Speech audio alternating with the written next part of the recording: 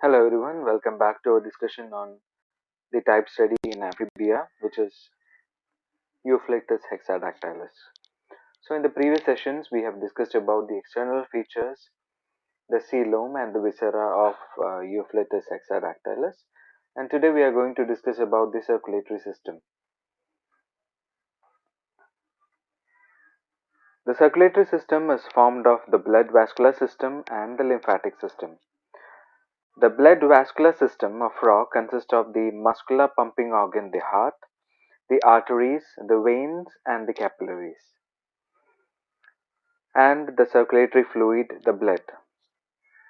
So, first we'll be discussing the structure and the working of the heart, which is followed by the arterial as well as the venous system. So, coming to the structure of the heart, the muscular heart is the central pumping station driving blood through the closed circulatory system. So, these amphibians, they're having a closed circulatory system in the sense blood is flowing or blood being pumped from the heart flows through the arteries and then to the capillaries, to the veins, and then back to the heart. The fluid or the circulatory fluid does not leak anywhere unless there is an injury. Unless or until there is an injury, blood is flowing through tubes and is being pumped by the heart. And such type of circulatory systems are usually referred to as closed circulatory systems. The heart is enclosed in the pericardium, lying in the general body cavity, which is a double walled bag. The two layers are continuous at the base. The inner wall is in contact with the heart and separated from the outer wall with a space, and that is filled with a fluid which is called as the pericardial fluid. Frog's heart is three chambered with two auricles and which is the right and the left atria or auricles and a single posterior conical ventricle.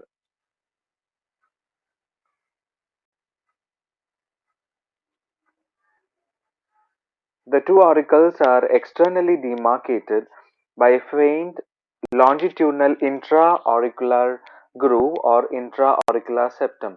So the outer portion also you can see. So this is the one which is called as the a groove, which is seen on the outer surface. When you observe the heart externally, you can see that this particular the anterior region of the heart is two chambered with the presence of a groove in the outer portion or the outer surface of the heart, and that is called as the interauricular, which means between the auricles. Interauricular groove can be or is visible in the frog or on the frog heart. So apart from the three main chambers, frog heart also has additional two chambers, which is the sinus venosus, this one, and the truncus arteriosus. So this is the dorsal view of the heart, and this is the ventral view of the heart. So in the dorsal region, you can see this particular structure, which is called as the sinus venosus. When you compare with the mammalian heart has four chambers, and all other tubes, all the others are tubes. So the structure which is analogous to that of sinus venosus in amphibians is the vena cavas, the posterior vena cava and the anterior vena cava or the caval veins, which bring blood back to the heart. But here you can see, so they are tubes which come from the anterior, come from the posterior, and they empty into the auricles. But in a frog heart, you can see that this particular mm, uh, the caval veins, the post-caval veins and the pre-caval veins, they unite together and form a chamber outside the heart. And this chamber, which is present or chamber-like structure, which is present outside the heart, is called as the sinus venosus. So this is an additional chamber, or it is considered as a chamber because the blood is. It is not just a tube, as you see in other advanced heart. It is like a chamber where the blood fills and enters the heart. There is also another chamber which is called as a truncus arteriosus, which is present on the ventral side. So this sinus venosus, which is seen on the dorsal side, as I said earlier, it is formed by three caval veins, two precaval veins from the anterior side and one postcaval vein from the posterior side. Truncus arteriosus arise from the right ventricle, as we'll see there. You can see this on the surface itself, but it arises from the ventricle, right side of the ventricle, towards the right side of the ventricle, and it is a tubular chamber. And it immediately bifurcates anteriorly into two branches, and these two branches again branches into three: the carotid, systemic, and pulmocutaneous.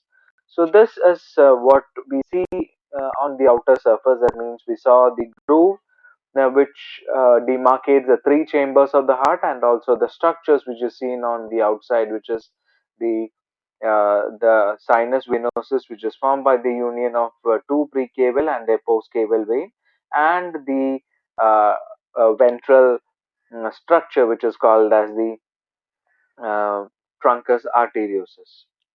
So coming to the internal structure, so we take a cross section and which is shown here. Moving on to the internal structure, what you can see in the internal structure is the internal structure can be studied with the help of a longitudinal section. It is a muscular organ, and the additional things that you see here is there can be seen many valves. So there are many valves which is present in the heart, and this the function of the valves is to prevent the backflow of blood from one region to another. That means when blood is emptied to from one region to other, because being a muscular and always pumping organ, it should not cause the blood to backflow. So to prevent the backflow of the blood from the region where it was earlier, uh, there are valves at different regions of the heart, so that blood flows only in a single direction. So coming to the auricle, so this is the anterior region where you can see the auricles. This is the auricles, and you can see that the auricles are thin walled compared to the thickness of the ventricles. Here you can see the thickness of the ventricle. The ventricles are thicker, but the auricles are thin walled. And you can see another thing is you can see the color changes which is shown here. You can see the right. So this is the right auricle, as I mark here, and this one is the left auricle. So here the right auricle, which is shaded in blue in the inner surface, you can see that this one is larger. So this is the width of the right auricle, and this much is the width of the left auricle. So the right auricle is larger than the left auricle, and both this, they are completely separated by a septum. As we said, you can see a groove on the outside. In the interior also, they are completely separated by a septum, by a separation, and that separation, because it is between two ventricles, it is called as the this is called as the interauricular septum. This is interauricular septum. And you can see on the right auricles, or on the walls of the right auricle, the sinus venous is open. Sorry, on the wall of the right auricle, you can see this one is the opening of the sinus venosus. So sinus venosus opens at that particular point, as you can see here.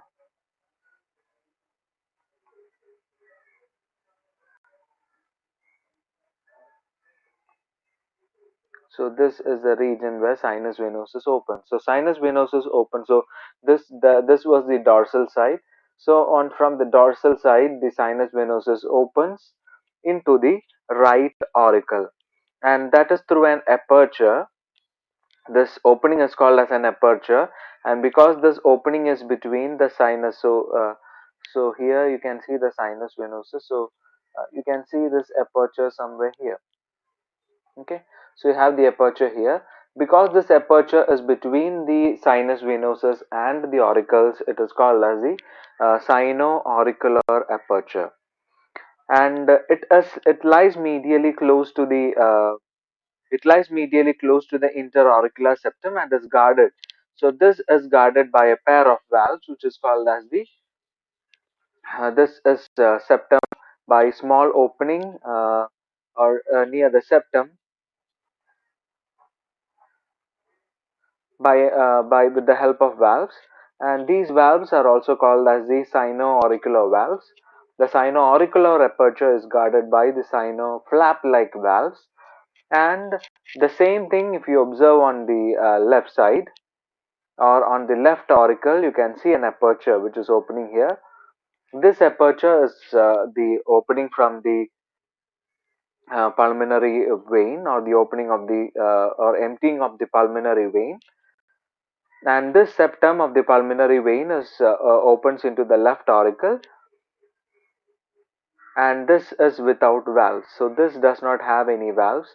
On the right auricle or right atrium, you are having the cyanoauricular aperture, which is guarded by valves, but the aperture of on the left auricle, which is the opening of the pulmonary vein, it is without, or it is, the opening does not have any valves. Both the auricles together, so this is the uh, common opening of the auricle. Both the auricles open together into the ventricle through an aperture called as the auriculoventricular aperture. So it is a common opening, and that is called as the auriculoventricular aperture, and this is also guarded by, and this portion is also guarded by valves. Here you can see the valves which is guiding, because it should not allow blood to flow back to the auricles after it is emptied into the ventricles, and the valves which guard this particular region is called as the auriculoventricular valves. So auriculoventricular valves guards the auriculoventricular aperture, which is the opening between the two auricles and the ventricles. So from there you can see the single chamber, which is this particular chamber, which is called as the ventricle. So the ventricles are very thick-walled ventricles, and the inner surface, as you can see, it is very irregular inner surface, and tendons are present, which is attached to the tendons are from the inner layer of the ventricles attached to the auriculoventricular valves, and the function of these tentacles, sorry, not tentacles, the function of these tendons is to hold or to keep the valves in position. That means the valves will not open unless it is exerted, unless a high pressure is exerted on the valves. Otherwise these tendons, they keep these valves in position. That is a function of these uh, tendons, which is connected, or tendon which is called as chordae tentonae, uh, which is attached to the valves. It keeps the valves in position. Now from the so we from the ventricles, or the ventricles from the blood from the ventricles has to now move on. So we have seen the internal structures, the auricles and the ventricle. So blood from the auricles moves to the from the sinus venosus, moves to the right atrium. It fills from the pulmonary vein, it fills here, and it will be forced to the ventricles. And when the ventricles contract, it will be, or the blood from the ventricle has can move only in one direction, and that is the opening of the Truncus venosus. So blood from the ventricle directly enters the Truncus arteriosus, not venosus, Truncus arteriosus, which is guarded by three semilunar valves. It is guarded by three semilunar valves, which this has the same function. It prevents the backflow of blood, and you can see that from the opening itself, the wall of the Truncus arteriosus is forms a spiral inside, separating uh, the the the tubular space inside the truncus arteriosus into two. So because of this particular separation, you will have an upper chamber as well as a lower chamber. You can see the color differences which is shown here. The blue color as well as the red color inside the truncus arteriosus. Uh, as you can see here.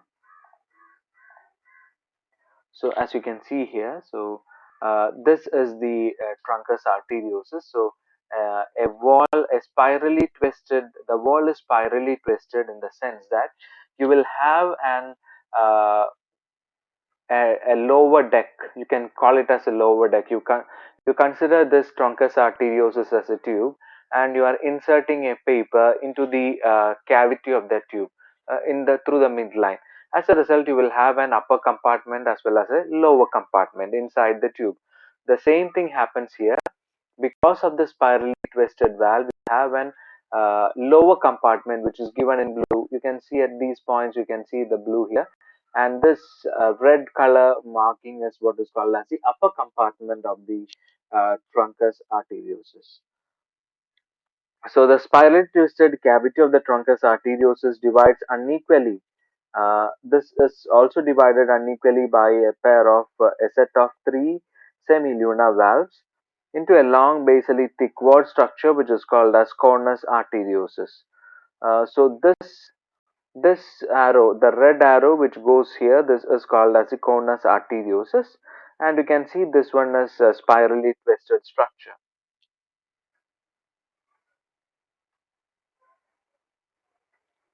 So this large spirally twisted structure is dividing this into the right and left regions incompletely.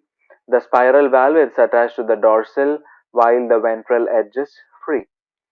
So this is about the structure, and coming to the working of the heart.